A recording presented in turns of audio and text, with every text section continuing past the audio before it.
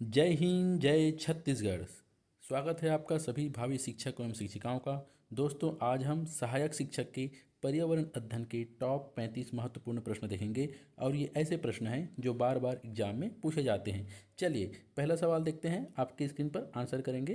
पीने के पानी में फ्लोराइड की अधिकतम स्वीकार्य मात्रा कितनी है? पीने की जो पानी है उसमें फ्लोराइड कितनी होनी चाहिए?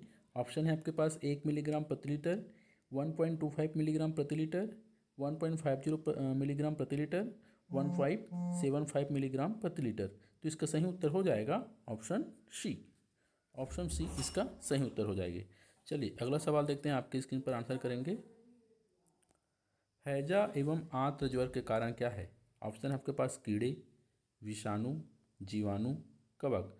तो हैजा और आंत्र ज्वर किसके कारण होता है? हैजा बैक्टीरिया के कारण। ऑप्शन सी जीवाणु इसका राइट उत्तर हो जाएगा। चलिए अगला सवाल देखते हैं, आंसर करेंगे। निम्न में से कौन सा प्राकृतिक खनिज नहीं है? अदह, स्फटिक, फास्फेट, नाइट्रोजन। इनमें से कौन सा प्राकृतिक खनिज नहीं है? प्राकृतिक खनिज नहीं है ऑप्शन डी नाइट्रोजन। नाइट्रोजन प्राकृतिक गैस है, खनिज नहीं है। चलिए अगला सवाल देखते हैं, आपकी स्क्रीन पर आंसर करेंगे। नाइट्रोजन स्थिरीकरण किया जाता है, कैसे करते हैं नाइट्रोजन स्थिरीकरण? बिजली चमकने से होता है, स्थिरीकरण जीवाणु से होता है, उर्वरक से, उपरोक्त सभी। तो इसका सही उत्तर हो जाएगा ऑप्शन डी उपरोक्त सभी। चलिए अगला सवाल देखते हैं, आपकी स्क्रीन पर आंसर करेंगे। भारत में प्रथम पर्यावरण संरक्षण अधिनियम जिसे प्रख्यापित किया गया, फर्स्ट सबसे पहले पर्यावरण जो संरक्षण अधिनियम है उसमें क्या आया था? जल अधिनियम, वायु अधिनियम, पर्यावरण अधिनियम, ध्वनि प्रदूषण अधिनियम। तो सबसे पहले आया था 1974 में लगभग जल अधिनियम। तो इसका ऑप्शन है, ऑप्शन आपके पास पहला और तीसरा, दूसरा और चौथा, दूसरा तीसरा, पहला चौथा। तो इसका सही उत्तर हो जाएगा ऑप्शन ए जल अधिनियम और पर्यावरण अधिनियम भारत के प्रथम प्रमुख पर्यावरण संरक्षण अधिनियम है। चलिए अगला सवाल देखते हैं। ओजोन परत की मोटाई किसमें नापी जाती है? पीपीएम में, पीबी पीपीबी में, डेसिबल में, डाप्सन इकाई में। तो ओजोन परत की इकाई किसमें नापते हैं? Option D Dobson.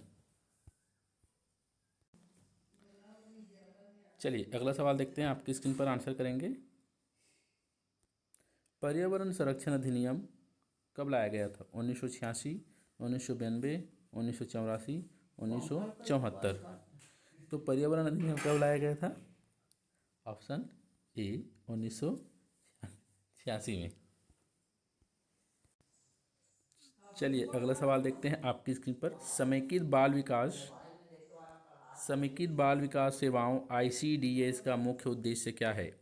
ऑप्शन है आपके पास प्रतिरक्षा, स्वास्थ्य जांच एवं सिफारिशी सेवाएं, पूर्व स्कूली एवं अनौपचारिक शिक्षा, उपरोक्त सभी। तो समेकित बाल विकास योजना आईसीडीएस जो आंगनबाड़ी जो चलता है उसका मुख्य उद्देश्य, तो इसका राइट उत्तर हो जाएगा ऑप्शन डी।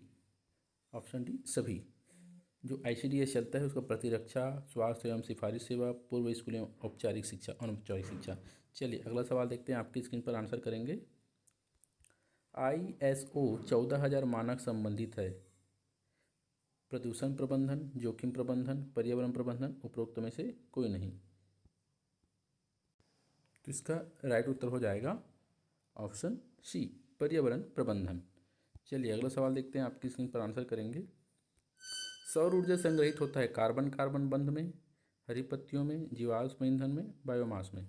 तो सौर ऊर्जा संग्रहित होता है ऑप्शन बी हरी पत्तियों में। चलिए अगला सवाल देखते हैं, आपकी स्क्रीन पर आंसर करेंगे। कुछ जीव जैसे घास, सिंहपर्णी, चूहे, टिड्डे एवं मल एक खाली स्थान पर रहते हैं, सामूहिक रूप से इन्हें क्या कहते हैं? पारिस्थितिक तंत्र, समुदाय, जनसंख्या, पारंपरिक सहयोग। किसको बोलेंगे? जो सभी जीव साथ साथ रहते हैं इसको बोलेंगे ऑप्शन बी समुदाय। चलिए अगला सवाल देखते हैं, आपकी स्क्रीन पर आंसर करेंगे। प्रथम ओजोन छिद्र कहाँ पाया गया था? उत्तरी ध्रुव के ऊपर, अंटार्कटिका के ऊपर, अफ्रीका के ऊपर, दक्षिणी ध्रुव पर। तो कहाँ पाया गया था? ऑप्शन बी अंटार्कटिक के ऊपर। चलिए अगला सवाल देखते हैं, आंसर करें। वातावरण की आर्द्रता नापी जाती है, आर्द्रता किस में नापते हैं? नमी को फोटोमीटर, हाइग्रोमीटर, पोटोमीटर, इनमें से कोई नहीं। तो इसका सही उत्तर हो जाएगा ऑप्शन बी हाइग्रोमीटर से आर्द्रता नापते हैं। चलिए अगला सवाल। नदी में जल प्रदूषण को किसकी घुलित मात्रा से मापा जाता है? जल प्रदूषण को किस में नापते हैं? क्या चीज़ को घुलने से नापते हैं? ऑप्शन आपके पास क्लोरीन, ओजोन, नाइट्रोजन, ऑक्सीजन। तो ऑप्शन डी इसका राइट उत्तर रहेगा। O D, oxygen dilution. जितना ऑक्सीजन घुला है उसकी मात्रा से नापते हैं। ऑक्सीजन जितना घुला रहेगा उतना अच्छा वो पानी क्या है, साफ है। चलिए अगला सवाल देखते हैं, आप किस पर आंसर करेंगे। पर्यावरण संरक्षण संबंधित कौन सा कथन असत्य है? पर्यावरण भौतिक तत्वों का समूह है, पर्यावरण हमेशा स्थिर रहता है, पर्यावरण में क्षेत्रीय विविधता होती है, पर्यावरण नियंत्रण एवं स्वपोषण पर आधारित है। तो इस कौन सा असत्य कौन सा है? ऑप्शन बी, पर्यावरण स्थिर नहीं रहता है दोस्तों। चलिए अगला सवाल देखते हैं, आप किस स्क्रीन पर आंसर करेंगे। प्लास्टिक के पुनः चक्रण के दौरान निकलने वाला सबसे जहरीला पदार्थ कौन सा है? Ammonia, cadmium, barium, dioxin. तो पुनः चक्रण के दौरान सबसे निकलने वाला जहरीला पदार्थ है ऑप्शन डी, डाइऑक्सिन। चलिए अगला सवाल देखते हैं, आपकी स्क्रीन पर आंसर करेंगे। निम्न में से कौन सा पर्यावरण अध्ययन का उद्देश्य नहीं है? पर्यावरण के प्रति चेतना जागृत करना, मानव एवं शेष जगत का अंतर संबंध समझना, पर्यावरण की सही समझ विकसित करना, पर्यावरण के घटकों को समझना। तो कौन सा है पर्यावरण अध्ययन का उद्देश्य, कौन सा नहीं है? पर्यावरण के घटकों को समझना, ऑप्शन डी। चलिए अगला सवाल देखते हैं। निम्न में से सल्फर डाइऑक्साइड प्रदूषण हेतु जैविक सूचक के रूप में किसे प्रयोग किया जाता है? सल्फर डाइऑक्साइड प्रदूषण जैविक सूचक के रूप में किसको प्रयोग करते हैं? बायोफ्राइट, शैवाल, स्यूडोमोनास, लाइकेन। तो इसका सही उत्तर हो जाएगा ऑप्शन डी, लाइकेन। चलिए अगला सवाल देखते हैं, आंसर करें। पर्यावरण अध्ययन के महत्वपूर्ण शिक्षण सिद्धांतों में से एक है पर्यावरण संबंधी पुस्तकों का अधिकाधिक प्रयोग, अध्ययन संसाधन के रूप में पर्यावरण का प्रयोग, छात्रों के अधिक से अधिक गृह कार्य, उपरोक्त सभी। तो पर्यावरण अध्ययन के महत्वपूर्ण शिक्षण सिद्धांतों में से एक कौन सा है? अध्ययन संसाधन के रूप में पर्यावरण का प्रयोग, ऑप्शन बी। चलिए अगला सवाल देखते हैं, आप किस स्क्रीन पर आंसर करेंगे। विद्यार्थी किन परिस्थितियों में पर्यावरण अध्ययन सबसे बेहतर ढंग से सीख सकता है? कक्षाओं में अच्छे शिक्षण से, पर्यावरणविदों से बातचीत करके, प्राकृतिक, सामाजिक एवं सांस्कृतिक परिस्थितियों में जाकर, उपरोक्त में से कोई नहीं। तो इसका सही उत्तर हो जाएगा ऑप्शन सी, प्राकृतिक, सामाजिक एवं सांस्कृतिक परिस्थितियों में जाकर। चलिए अगला सवाल देखते हैं, आंसर करेंगे। वर्ष के दौरान ऋतुओं का क्या कारण है? वर्ष भर में ऋतुएं आती है, 4 ऋतुएं आती हैं, उनके क्या कारण है? सर्दी, गर्मी, बरसात जो आता है उनके क्या कारण हैं? चंद्रमा एवं ज्वार, सूर्य और इसकी कक्षा, पृथ्वी की धुरी पर झुकाव, सूर्य की गर्मी एवं पृथ्वी पर तूफान। तो इसका सही उत्तर हो जाएगा ऑप्शन सी, पृथ्वी की धुरी पर जो झुकाव है, जो 23.5 डिग्री वो झुका है, इस कारण से धरती पे क्या आती है, मौसम में बदलाव आता है, ऋतुएं आती है। चलिए अगला सवाल देखते हैं, आपकी स्क्रीन पर आंसर करेंगे। वर्ष के ईवीएस में एक अच्छा असाइनमेंट होना मुख्य रूप से लक्ष्य है। अच्छे असाइनमेंट का क्या लक्ष्य है? प्रभावी सीखने के लिए पाठ का रिवीजन कराना, समय का बेहतर उपयोग सुनिश्चित करना, छात्रों को व्यस्त और अनुशासित रखना, विस्तारित सीखने के अवसर प्रदान करना। तो असाइनमेंट का क्या उद्देश्य है? ऑप्शन डी, विस्तारित रूप से सीखने के अवसर प्रदान करना। चलिए अगला सवाल देखते हैं, आपकी स्क्रीन पर आंसर करेंगे। प्राथमिक उपभोक्ता का उदाहरण है शाकाहारी, मांसाहारी, पेड़ एवं पौधे, उपरोक्त के सभी। तो प्राथमिक उपभोक्ता कौन है? ऑप्शन ए, शाकाहारी। चलिए अगला सवाल देखते हैं, आपकी स्क्रीन पर आंसर करेंगे। निम्नलिखित में से कौन सा विटामिन कोशिकाओं की सुरक्षा में सहायक है? कौन सा विटामिन जो कोशिकाओं की सुरक्षा में सहायक है? विटामिन B12, विटामिन के, विटामिन ई, विटामिन ए। कौन सा है जो कोशिकाओं की सुरक्षा में सहायक है? ऑप्शन सी, ऑप्शन सी इसका राइट आंसर हो जाएगा, विटामिन ई। चलिए अगला सवाल देखते हैं, आपकी स्क्रीन पर आंसर करेंगे। मौसम का महत्वपूर्ण तत्व जो भारत में कृषि को प्रभावित करता है, क्या चीज़ है जो भारत में कृषि को सबसे अधिक प्रभावित करता है? तापमान, वायु की गुणवत्ता, आर्द्रता, वर्षा। तो इसका सही उत्तर हो जाएगा ऑप्शन डी, वर्षा। जो भारत के किसान हैं वो वर्षा के ऊपर बहुत ही ज़्यादा निर्भर हैं। चलिए अगला सवाल देखते हैं, आपकी स्क्रीन पर आंसर करेंगे। माउंट एवरेस्ट कहाँ स्थित है? भारत में, चीन में है, तिब्बत में, नेपाल में? तो माउंट एवरेस्ट कहाँ है? ऑप्शन डी, नेपाल में। चलिए अगला सवाल देखते हैं, आंसर करेंगे।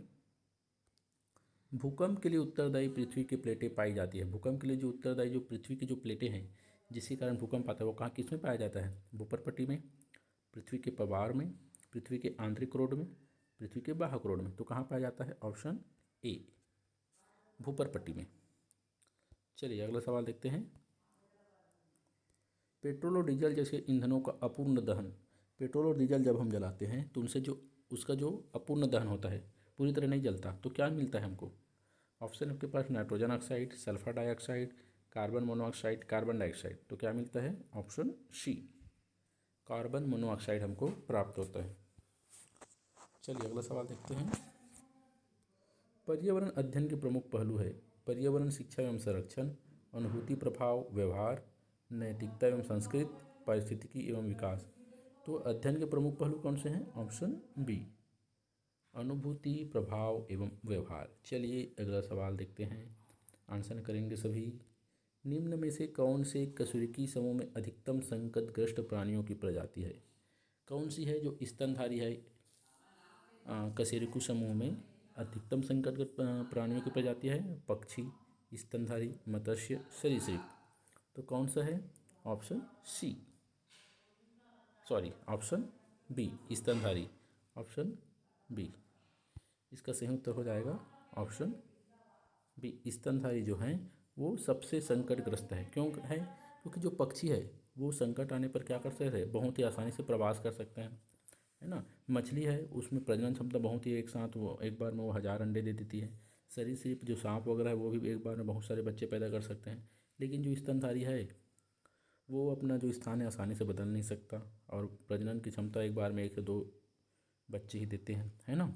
तो स्तनधारी जो है वो सबसे अधिक संकटग्रस्त है। शेर, गैंडा, जितने भी स्तनधारी वो सबसे अधिक संकटग्रस्त प्रजाति है। चलिए अगला सवाल देखते हैं। स्ट्रेटोस्फीयर में पाए जाने वाले ओजोन की मोटाई किस में नापते हैं? सेंटीमीटर, डाप्सन यूनिट, डेसिबल में, क्यूरी में?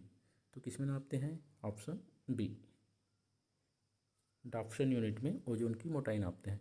सेंटीमीटर लंबाई नापते हैं, डेसिबल में ध्वनि की तीव्रता नापते हैं, क्यूरी में जो रेडिएशन निकलता है उसकी मात्रा को नापते हैं। ठीक है। चलिए अगला सवाल देखते हैं, आपके इसमें पर आंसर करेंगे। पारितंत्र सबसे छोटा इकाई है। कौन सा पारितंत्र सबसे छोटा है? आयन मंडल, स्थल मंडल, बायोस्फीयर, मेसोस्फीयर? तो कौन सा सबसे छोटा? ऑप्शन सी, बायोस्फीयर सबसे छोटी इकाई है पारितंत्र की। चलिए अगला सवाल देखते हैं। ईवीएस कक्षा में निम्नलिखित में से कौन सी गतिविधियां हैं? चित्र पढ़ना, क्षेत्र का दौरा, ब्लैक बोर्ड का उपयोग, उपरोक्त सभी? तो ऑप्शन डी, ये सभी क्या हैं? ईवीएस कक्षा में गतिविधियां हैं। चित्र पढ़ना, क्षेत्र का दौरा करना और ब्लैक बोर्ड का उपयोग करना। चलिए अगला सवाल देखते हैं, आपके स्क्रीन पर आंसर करेंगे। हड्डियों में पाया जाने वाला मुख्य खनिज कौन सा है? Calcium phosphate chloride, calcium phosphate iron, phosphate magnesium chloride, calcium phosphate और मैग्नीशियम? तो हमारे हड्डियों में कौन सा पाया जाने वाला मुख्य खनिज है? ऑप्शन डी, कैल्शियम फास्फेट और मैग्नीशियम पाया जाता है हमारी हड्डियों में। चलिए अगला सवाल देखते हैं, आपकी स्क्रीन पर आंसर करेंगे। किसकी कमी से गर्भस्थ शिशु के मस्तिष्क की कोशिकाएं नष्ट हो जाती है? ऑप्शन है आपके पास प्रोटीन, विटामिन, खनिज, आयोडीन। तो गर्भस्थ शिशु की कोशिकाएं नष्ट होती है ऑप्शन डी, आयोडीन की कमी से। ठीक है। तो हमने 35 में थे 35 सवाल कंप्लीट कर लिए। अगर ये क्वेश्चन आपको पसंद आया होगा तो प्लीज़ वीडियो को लाइक करें, शेयर करें, सब्सक्राइब करें और कमेंट करके बताइए अगला वीडियो आपको किस पर चाहिए। ठीक है दोस्तों, थैंक यू।